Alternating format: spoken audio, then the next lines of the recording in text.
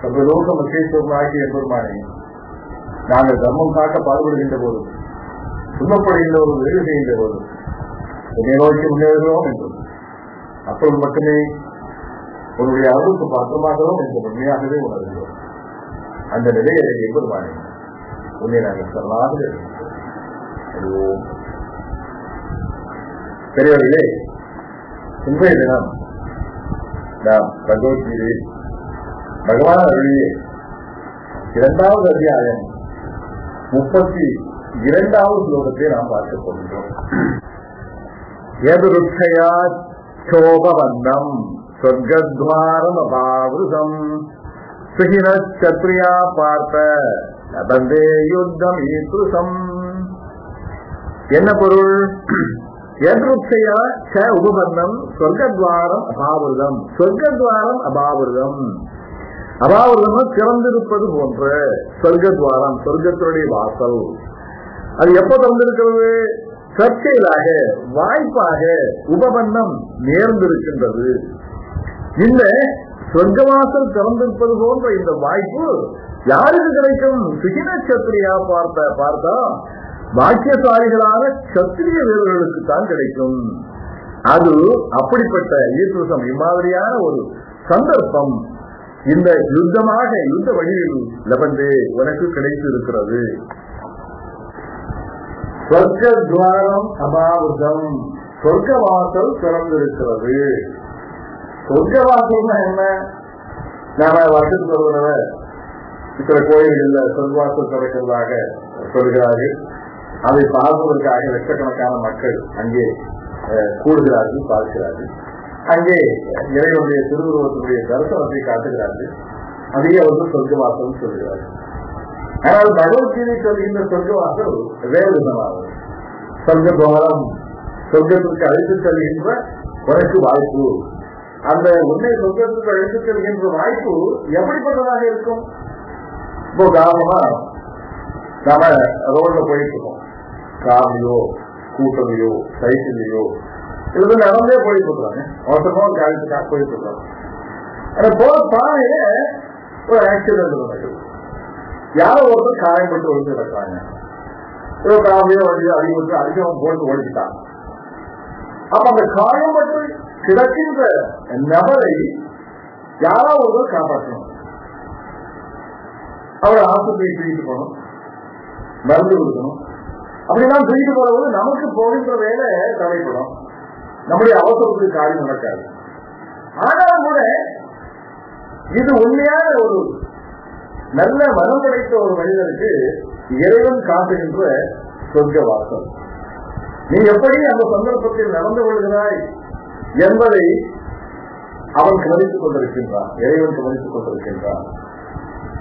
நீ அவனை போடுக்கு போறியா, இல்ல அவனை காப்பாற்ற போறியா, இல்ல அவன் யாராவது வண்டியை ஏற்றி அனுப்புறியா, ஆஸ்பத்திரிக்கு போறியா, இதெல்லாம் இந்த செயல்கள் எல்லாம் உனக்கு முன்னால் கிடைத்திருக்கின்ற வாய்ப்புகள். சொர்க்கத்வாரம் அபாவிருதம், தற்செயலாக கிடைத்திருக்கின்ற சொர்க்கவாசல் என்று இந்த முதல் லைன் வருகிறது. இது தற்செயலாக என்று சொல்லி இந்த வார்த்தைக்கு கூட சரியான அர்த்தம் தற்செயல் அல்ல. சொர்க்கவாசல் திறந்தேதான் இருக்கிறது. அது ஒரு பிராமணனுக்காகவும் சரி, கத்திரிக்காயும் சரி, வைத்தியருக்காயும் சரி, அவருடைய குணத்திற்கு தகுதிக்கு ஏற்ப எல்லோருக்குமே சொர்க்கவாசல் திறந்துதான் இருக்கிறது. அவர்கள் நல்ல காரியங்களை மனிதநேயத்தோடு செய்வதற்குண்டான சந்தர்ப்பங்கள் கணந்தோறும் அவர்களுக்கு கிடைத்துக் கொண்டிருக்கின்றன. ஆனால் வாய்ப்புள்ளவர்கள் அபாவிருதம், வாய்ப்புள்ளவர்கள் திறந்திருக்கின்ற அந்த சந்தர்ப்பத்தை உபபந்தம் வாய்ப்பாக அவர்கள் பயன்படுத்திக் கொள்ள வேண்டும். அந்த வாய்ப்பை அவர்கள் எப்படி பயன்படுத்திக் கொள்கிறார்கள் என்பதுதான் இங்கே முக்கியமான விஷயம். உதாரணம் சொல்றவங்க எப்படி எப்பவுமே உங்களுக்கு அது சொர்க்கவாசல் திறந்திருப்பது போன்ற நிலைமை இருக்கிறது என்று நீங்கள் கேட்கலாம். வேறொரு உதாரணம் சொல்றேன். நானும் சில நண்பர்களும் சமீபமா ஒரு ரோட்ல நடந்து வந்துருக்கோம். ரோட்ல ரெண்டு பக்கம் வீடுகள் இருக்கு, கடைகள் இருக்கு, ஆட்கள் வந்துட்டு இருக்காங்க, போயிட்டு இருக்காங்க, பஸ் வருது, கார் வருது, சைக்கிள் வருது, எல்லாம் போகுது. நாங்க வந்து வந்துட்டு இருக்கோம். கூட வந்த ஒரு பையன் பாத்தீங்களா, அதுவும் பாத்தீங்களா, அதான் அந்த ஃபயர் எக்ஸ்பெண்டிச்சர் பார்த்தீங்க, அது வசதியாக முடிச்சுங்க அவன் சொல்லி அவன் சொல்றான். அது ஒரு சின்ன ஆபீஸ், பஞ்சாயத்து ஆபீஸ் நினைக்கிறான். அங்க என்னமோ அந்த ஃபயர் எக்ஸ்பெண்டிச்சர் தீ பிடிச்சிச்சுன்னா எங்க உள்ள கான்ட்ராக்டர் வச்சு ஒரு சின்ன சிவப்பு கரவை வச்சு ஒரு பாக்ஸ் வச்சுருப்பாங்கல்ல, அதை அவன் கண்ணில் பற்றி சொல்றான். அந்த ஆபீஸை நானும் தான் பார்த்தேன், கூட வந்த மற்றவங்க தான் பார்த்தாங்க, எல்லாரும் தான் பார்த்தாங்க. நம்ம கண்ணியும் அந்த ஃபயர் சொல்லத்தான் செய்யுது. ஆனா அது வந்து கிரியேட்டிங் இன்ட்ரெஸ்ட். ஆனா அவனுக்கு அதை பார்த்த உடனே பாத்தீங்கன்னா ஃபயர் எக்ஸ்பெண்டிச்சர் இருக்கு அப்படின்னு சொல்லுறாங்க. அவனுக்கு அது ஒரு ஒரு அதை அவனுக்கு கண்ணில் உறுத்துற மாதிரி எனக்கு தெரியுது. ஏன்னா அவன் அப்பதான் ஃபயர் பிரிகேட்ல அந்த தீயணைப்பு படையில ட்ரைனிங் செலக்ஷன் ஆகி ட்ரைனிங் முடிச்சுட்டு அப்பதான் வந்திருக்கிறான். அவனுக்கு அது பார்த்தோன்னா நம்ம அந்த ட்ரைனிங் பார்த்த அந்த ஃபயர் எக்ஸ்பெண்டிச்சர் இங்கே இருக்க அப்படிங்கிற ஒரு எண்ணம் அவனுக்கு மனசுப்பட்டதுனால இருக்கிறாருன்னு சொல்றோம். அதே போல ஒரு நல்ல காரியத்தை செய்ய விரும்புகின்ற ஒரு மனிதனுக்கு அவனுக்கு பார்த்த உடனே அந்த காரியத்தை செய்ய வேண்டும் என்ற எண்ணம் அவனுடைய மனதிலே தோன்றும். அந்த கவலையே இல்லாத ஒருவருக்கு அது என்ன வந்தாலும் அவன் வந்து போயிட்டே இருப்பான். இதுதான் வித்தியாசம். சோ எதிர்ச்சையா என்று சொல்லுகின்ற வார்த்தைக்கு தற்செயலாக என்ன அர்த்தம் இல்லை, தற்செயலாக எப்பவுமே அந்த காரியங்கள் நடந்து கொண்டிருக்கின்றன. நாம் அதை பார்க்கின்ற வாய்ப்பு கிடைக்கின்ற போது, செய்கின்ற மனப்பான்மை, நன்மை செய்கின்ற மனப்பான்மை நமக்கு கிடைக்கின்ற போது அந்த வாய்ப்பை நாம் பயன்படுத்திக் கொள்கின்றோம். உதாரணமா என்னுடைய வாழ்க்கையிலே இருந்த ஒரு பெரிய சம்பவம். நாங்கள் திருநெல்வேலியில தமிழ்நாடு மின்சார வாரியத்தில் வேலை செய்திருந்த போது நானும் என்னுடைய சக பொறியாளர்களும் நண்பர்களுமா சேர்ந்து தென்காசி ஒரு பேஸ்கெட் பால் மேட்ச், அதுக்கு எங்களுடைய டீம் நாங்க திருநெல்வேலியிலிருந்து போயிட்டு இருக்கோம்.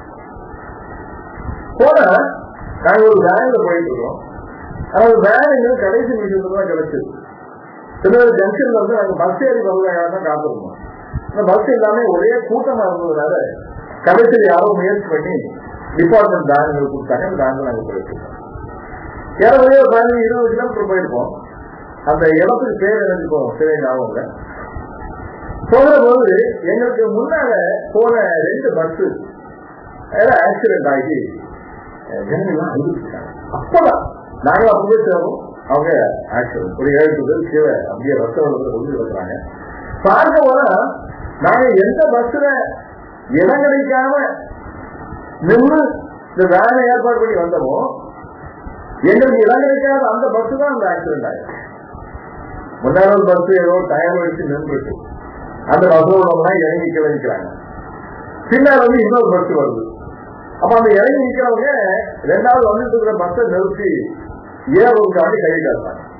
ஆனா 2வது வர பஸ்லயே எக்கச்சக்கமான கூட்டம்.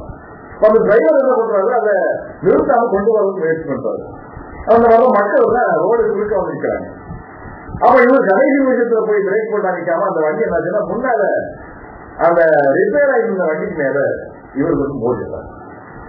அப்ப அந்த வண்டிக்கும் இந்த வண்டிக்கும் இடையில இருந்த 4 பேர் 8 பேர் ஆக்சுவலா மேல இருக்கிற வண்டி மோதி அவருடைய உடம்பு பாதி இருக்கிற இடுப்பு இருக்கிற நச்சு போயிடுச்சு. எதுவுமே இல்லை, வெறுந்து கிடக்கிறாங்க. 5 வகையும் அழுகுறாங்க. சொந்த பந்தம் இல்லாதவங்க தானா வந்து கிடக்குறாங்க. கூட வந்தவங்க எல்லாம் 5 வகையும் அழுகுறாங்க. அந்த இடத்துல ஒரே ஒரு போலீஸ் மட்டும் நிற்கிறாரு. ஒரு காட்டு பொழுது வேற ஆட்சி வருது. 1 பேர் அங்கே நிற்கிறாங்க. யாருக்கு என்ன செய்யறது தெரியல. அந்த கண்டக்டர் டிரைவர் பாப்பாடு வச்சு நிற்கிறாங்க. அந்த நேரத்துல தான் எங்க வேன் எங்க போகுது. அப்ப நான் அந்த வேனை டிரைவரை பார்த்து எப்ப டிரைவர் வண்டி நிறுத்தி சொல்றேன்.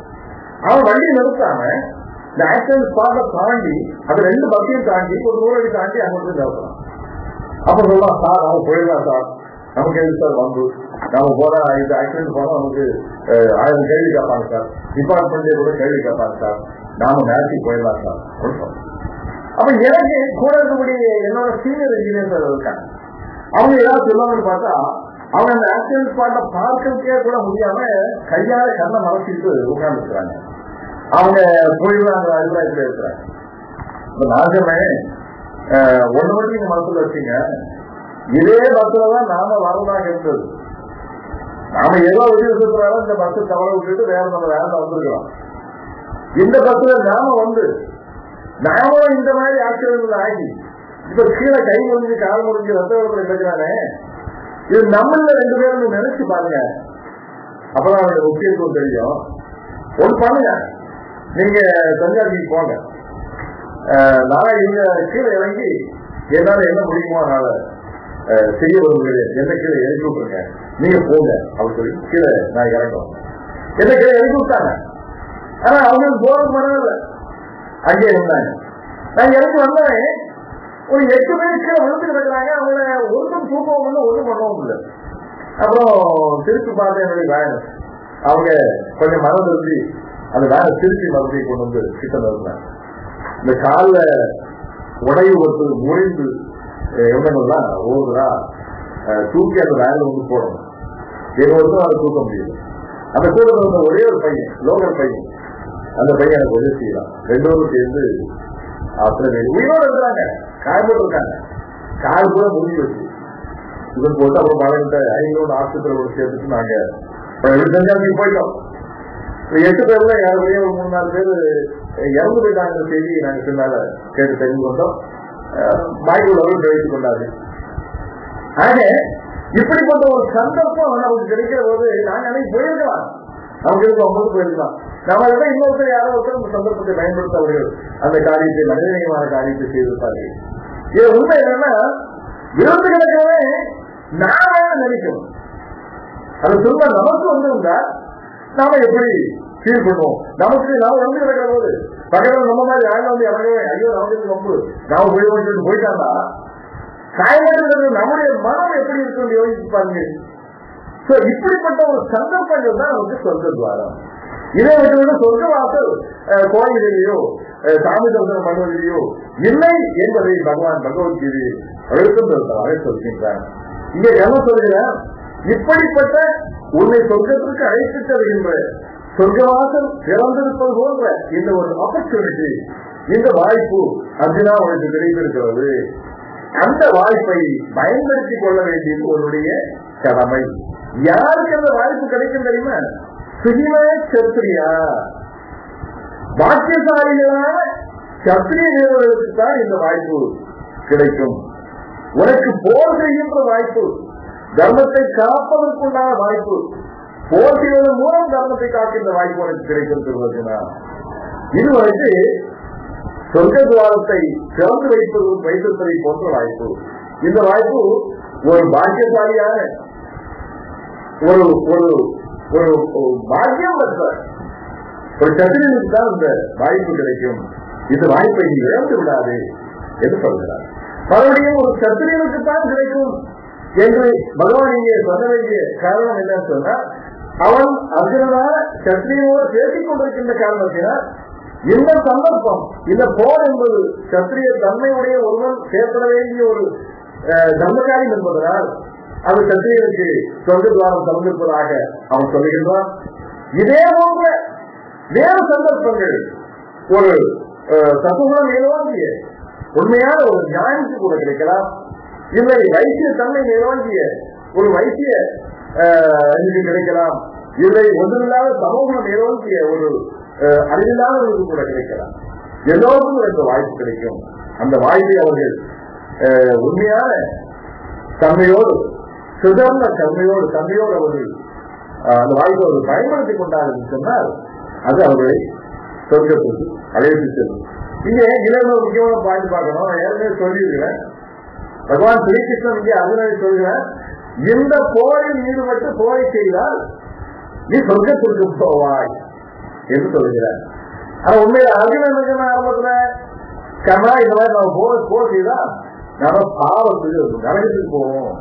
நரகே நிலம் வாட்டோ பௌதி அனுசிச்சுவாகா, நாம் இந்த போரில் ஈடுபட்டால் நெடுகு நாள் நரகத்தில் வாழ வேண்டும் என்று நமக்கு சொல்லி இருக்கிறார்களே கண்ணா என்று அர்ஜுனன் சொன்ன, அதற்கு பதிலாக கண்ணனை கொண்டு சொல்கிறேன், இந்த போரை நீ செய்தால் சொர்க்கத்துக்கு போவாய், நீ பாக்கியசாலி ஆவாய். இல்லை என்று சொன்னால் என்ன ஆகும்? இம்மாதிரியான ஒரு சந்தர்ப்பத்தை நீ இழந்துவிட்டு உனக்கு என்ன ஆகும்? உனக்கு கிடைக்கக்கூடிய சொர்க்கம் கிடைக்காமல் போய்விடும், வாய்ப்பை இழந்து விடுவாய் இதுல மறுபடியும் சத்திரியன் என்கின்ற வார்த்தையை பகவான் பயன்படுத்துகின்றார். நான் ஏற்கனவே சொல்லியிருக்கின்றேன், ரஜோகுணம் ஏதோடு இருக்கின்ற அதே நேரத்தில் சத்துவகுணமும் சமமாக இருக்கின்ற அர்ஜுனன் உண்மையான ஒரு சத்திரியன். அவன் தர்ம காரியத்தில் ஈடுபடுவதுதான் அவனுடைய சுதர்மமாக இருக்கும், அவனுடைய குணமாக இருக்கும். இந்த தர்ம யுத்தம் தர்ம காரியம் என்பதால் இப்படிப்பட்ட ஒரு சத்திரியனுக்கு அது கிடைத்திருப்பது ஒரு நல்ல வாய்ப்பாக அமையும். ஆகினால் இந்த வாய்ப்பை அர்ஜுனா நீ வேறு காரணங்களினால் அல்லது அறியாமையினால் இழந்து விடக்கூடாது என்ற சிந்தனையை அர்ஜுனனுக்கு பகவான் ஸ்ரீகிருஷ்ணன் ஊட்டுகின்றார். இந்த ஸ்லோகத்தை தொடர்ந்து அடுத்து வருகின்ற இன்னொரு ஸ்லோகத்தையும் நாம் பார்ப்போம். 2:33 அபேத்வமிமம் கம்யம் சங்கிராமம் ந கரிஷ்யசி சததர்மம் கீர்த்திம் ச ஹித்வா பாபமவாப்ஸ்யசி. பகவான் என்ன சொல்ல விரும்புகின்றான்? அபேத்வமிமம் கம்யம், தர்மமயமான சங்கிராமம் ந கரிஷ்யசி, இந்த போரை ந கரிஷ்யசி நீ செய்யாமல் போனால், அதற்கு நீ, இமம்னா இந்த, ஒருவேளை அதற்கு ஒருவேளை தர்மமயமான இந்த போரை ந கரிஷ்யசி நீ செய்யாமல் போனால், சத அப்பொழுது சுதர்மம் கீர்த்திம் ச, உன்னுடைய சுதர்மத்தையும் உன்னுடைய புகழையும் சித்வா இழந்து பாவமாப்ஸ்யசி, பாவத்தை அடைவாய். இந்த போர் தர்மமயமானது என்பதை நாம் முன்னால் பார்த்துவிட்டோம். தர்மமயமான இந்த போரை ந கரிஷ்யசி அர்ஜுனா நீ செய்யாமல் போனால் நீங்களுடைய சுதர்மத்தையும் புகழையும் இழந்து பாவத்தை அடைவாய் என்று பகவான் சொல்லுகிறார். அர்ஜுனன் என்ன சொன்னா, இந்த போரை செய்தால் பாவம் வருங்கிறான். கண்ணன் இல்ல, இந்த போரை செய்யாமல் போனாதான் உனக்கு பாவம் வருகிறான். மகாபாரதத்தில் ஒரு இடத்துல ஒரு செய்தி வருவதாக நான் படித்தேன். தவறு செய்யாத ஒருவரை ஒரு அரசன் தண்டனை கொடுத்து கொண்டு விட்டான் என்று வைத்துக் கொள்வது. அப்படிப்பட்ட அரசனுக்கு என்ன பாவம் வந்து சேருமோ, அதாவது அந்த அரசனுக்கு என்ன இறைவன் கண்ணோட்டத்தில் என்ன பாவம் கிடைக்குமோ, என்ன தண்டனை கிடைக்குமோ, அதே தண்டனை இப்படிப்பட்ட ஒரு அரசன் ஒரு கொலைகாரனை தண்டிக்காமல் விட்டுவிட்டால் அவனுக்கு, தவறு செய்கின்றவனை தண்டிக்காமல் விட்டுவிடுகின்றவனுக்கு என்ன தண்டனை கிடைக்கும்? தவறு செய்யாமல் இருக்கின்ற ஒருவனை தண்டிக்கின்ற போது அவனுக்கு என்ன பாவம் வந்து சேருமோ அந்த பாவம் வந்து சேரும். அப்படி என்பது அந்த விளக்கமாக அமைகிறது. ஆக அதர்மம் நடப்பதை தடுப்பதற்கு முயற்சி செய்யாத ஒருவனுக்கு அந்த அதர்மத்தினால் உண்டான பாவம் அவனுக்கு வந்து சேரும். ஆங்கிலத்தில் ஒரு பாவம் சொல்லுவாங்க, the hottest part of the hell is reserved to those who have not come forward to act at the time of requirement. அதாவது சரியான நேரத்தில் உதவி செய்ய முடிந்தும் உதவிக்கு வராமல், அதாவது தர்மத்தை பாதுகாப்பதற்கு முன்வராமல் இருக்கின்றவர்களுக்கு கொடுமையான கடுமையான அகில் நிறைந்த நரகம் காத்திருக்கிறது என்பது அந்த பழமை. ஆக அதர்மவாதிகள் என்று தெரிந்த பிறகு அவர்களை போரிலே வென்றாக வேண்டும், இவர்களுடைய அதர்மத்திலிருந்து மக்களை காப்பாற்றியாக வேண்டும் என்று தெரிந்த பிறகு அவர்களை தண்டிக்காமல் அல்லது அவர்களை கொன்றுவிடாமல் நீ தப்பிச் சொல்ல நினைப்பது உனக்கு பாவத்தை உண்டாக்கும். அது மட்டுமல்ல, உன்னுடைய புகழ உன்னுடைய கீர்த்திய கெடுத்துடும். மற்றவர்கள் கண்முன்னால் உன்னுடைய கீர்த்தி புகழ் கெட்டு போனாலும் கூட அவ்வளவு தோஷம் இல்லை. ஆனால் நியாயத்தின் பார்வையில், தர்மத்தின் பார்வையில் மக்கள் உன்னை தவறாக பார்க்கின்ற ஒரு சூழ்நிலை உண்டாகிவிடும். இதையெல்லாம் பின்னால் வருகின்ற சுலோகங்களிலே கூட கண்ணன் எடுத்து செல்ல போகின்றார். இதுவே கீர்த்தியையும் இழந்து விடுவாய், சுதர்மத்தையும் இழந்து விடுவாய் என்று பகவான் சொல்கிறார். சுதர்மத்தை நீ எப்படி இழக்கிறாய்? உண்மையில சுதர்மம் என்பதற்கு என்ன பொருள் சொன்னால், நாம இந்த உலகத்துல பிறந்து வருகின்ற போது இந்து மத சித்தாந்தங்களின் அடிப்படையில் பகவத்கீதை ஏற்றுக்கொள்கின்ற சித்தாந்தம் என்னன்னு சொன்னா, நாம கடந்த பல ஜென்மாக்களில் செய்த வினைகளின் பலன் எதுவோ அந்த பலனின் ஒரு பகுதி பிராராப்த கர்மம் என்று பெயர். இந்த பிராராப்த கர்மத்தை அனுபவிப்பதற்காகத்தான் நாம் இந்த உலகத்திற்கு வருகிறோம். இது ஒரு முக்கியமான விஷயத்தை உங்களுக்கு நான் என்ன சொல்லணும், இந்த உலகத்துல நாம் பிறந்து வந்ததுக்கு அப்புறம் வாழ்நாள் முழுவதும் இந்த பிராராப்த கர்மம் நம்ம பின்னால தொடர்ந்துகிட்டே வரப்போவதில்லை. அப்படி வருவதாக நினைத்துக் கொண்டு அதை விதி என்று சொல்கிறார்கள், அது உங்களுடைய தலையெழுத்து என்று சொல்கிறார்கள். இந்த உலகத்தில் நடக்கின்ற எல்லா காரியங்களும் அது முன் நிர்ணயித்தபடிதான், நீ முன் செய்த வினையினுடைய பலன்களாகத்தான் நடந்து கொண்டிருக்கின்றன. இந்த ஜென்மத்தில் புதிதாக எதுவுமே நடப்பதில்லை என்ற சிந்தனையை சிலர் வைத்திருக்கிறார்கள். சிலர் அந்த பலர் எல்லோருமே அப்படித்தான் வைத்திருக்கிறார்கள். இதைத்தான் விதி என்று சொல்லுகிறார்கள். இதை சிலர் விதியை மீற முடியாது என்றும் சிலர் விதியை மீறிவிட முடியும் என்று பேசிக் கொண்டிருக்கிறார்கள். ஆனால் உண்மை என்ன, நாம் பல ஜென்மங்களில் செய்த வினையின் பலனாகத்தான் இந்த உலகத்தில் பிறந்திருக்கிறோம் என்பதும் மாற்று சிந்தனை இல்லை. அதுதான் உண்மை. ஆனால் ஒரு மனிதன் 1 லட்சம் ரூபாய் முதலோட ஒரு வியாபாரத்தை ஆரம்பிக்கிறான். அந்த 1 லட்சம் ரூபாய் முதல் என்பது ஒரு பிக்சர் அமௌண்ட், அது போதுமா குறைவா செய்யாது. இந்த 1 லட்சம் ரூபாய் வச்சுட்டு நீ ஒரு நஷ்ட வியாபாரமும் செய்யலாம், லாப வியாபாரமும் செய்யலாம்.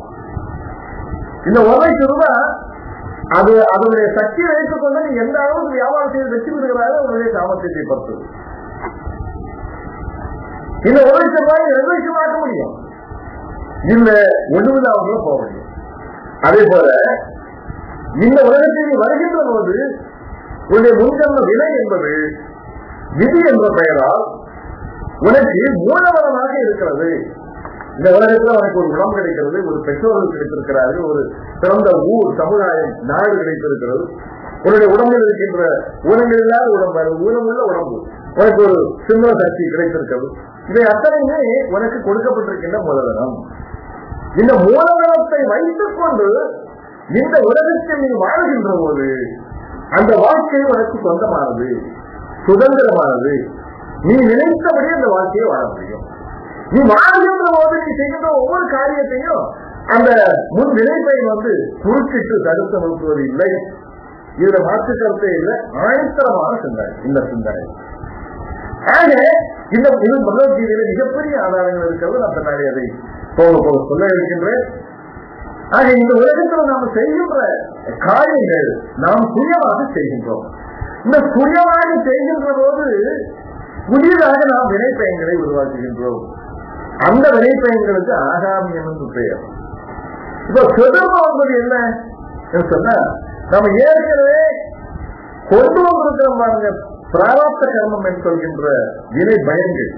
இந்த வினை பயன்கள் இல்லாமல் போக வேண்டும் என்று சொன்னால் அந்த வினை பயன்களின் அடிப்படையில் நமக்கு இருக்கின்ற குணம், அந்த தன்மை, மனப்பான்மை, பிறவி குணம் என்று சொல்கிறோம் பாருங்க. அந்த பிறவி குணத்தின் அடிப்படையில் நாம் செயல்படுகின்ற போது நம்முடைய வாழ்க்கையில் புதிய வினைப்பயன்கள் உருவாவதில்லை. ஒரு ஒரு ஒரு சிற்பி இருக்கிறான்னு வச்சுங்க, ஒரு சிற்பி. அந்த சிற்பி கையில ஒரு கல்லை கொடுத்து ஒரு அழகான ஒரு சிலையை செதுக்க என்று கொடுத்தால் அவன் சோழனையும் கிடைக்கிறதா என்பதை கூட கவலைப்படாமல் சிலையை செதுக்கிக் கொண்டிருப்பார். ஏனென்றால் அவனுடைய சுதர்மமாக்கி இருக்கிறது. அவன் உலகத்திற்கு கவலையே இல்லை. அதை மிக மிக ஆழ்ந்து அமைதியாக இன்பமாக சந்தோஷமாக அந்த வேலையை செய்து கொண்டிருப்பார்.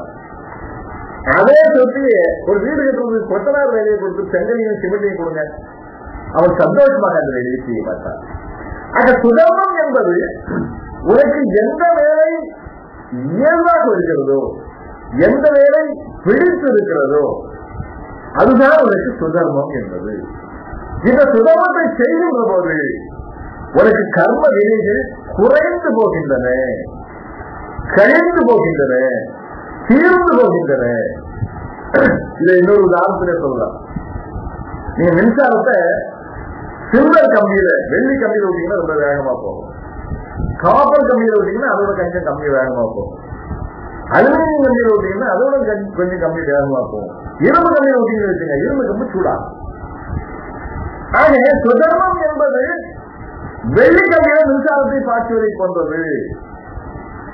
சுதர்மத்திற்கு புறம்பாக நீ ஒரு காரியத்தை செய்தால், உன்னுடைய இயல்புக்கு புறம்பான, உனக்கு பிடிக்காத ஒரு காரியத்தை நீ செய்வதற்கு கட்டாயப்படுத்தப்பட்டாலோ நீ செய்தாலோ அது இரும்பு கம்பியில மின்சாரத்தை பாய்ச்சுவதை போன்றது. இதனாகி புதிதாக அந்த வினைப்பயன்களை அது உருவாக்கிவிடும். பகவான் இங்கே என்ன சொல்லுகிறார்? இதப்ப உன்னுடைய சுதர்மத்தை இழந்து விடுவாய். உண்மையிலே சுதர்மத்தை அவன் இழக்கிற சான்ஸே வராது. ஏன்னா அதனால செய்வான், அதனால சந்தோஷமா இருக்கும். ஆனா இதை சில சந்தர்ப்பங்கள்ல அந்த சுதர்மத்தை இழக்க வேண்டியிருக்கும். வயிற்று படத்துக்காக உத்தியோகம் பார்க்க வேண்டியிருக்கு, அவன் பிடிக்காத வேலையை செய்ய வேண்டியிருக்கு, அவன் சுதர்மத்தை செய்ய முடியாது அப்படிங்கிறத அவர் செய்வான். இல்ல சில ஏமாற்றுக்காரர்கள் தவறான செய்திகளை சொல்லுவார்கள், தவறான சிந்தனைகளை சொல்லுவார்கள். அர்ஜுனா, உனக்கு அப்படித்தான் தவறான சிந்தனைகளை சொல்லி இருக்கிறார்கள். நீங்களுடைய சுதர்மத்தின் போது செயல்பட்டால்தான் உனக்கு கீர்த்தியும் புகழும் சொர்க்கமும் கிடைக்கும். நீங்களுடைய குணத்தின் அடிப்படையில் செய்யாமல் நீ காட்டு போறேன்னு சொல்றது உன்னை யாரோ கோழை இருக்கிறாங்க, பயமுறுத்தி இருக்கிறாங்க. உன்னுடைய சுதர்மத்தின் அடிப்படையில் செயல்படாமல் இருப்பதற்காக உன்னை ஏமாற்றி இருக்கிறார்கள் என்று பகவான் இங்கே சொல்கின்றார். பெரியவர்களே, பகவானுடைய விளக்கங்கள் ஒவ்வொரு ஸ்லோகமாக நாம் பார்த்துக் கொண்டு வருகின்றோம்.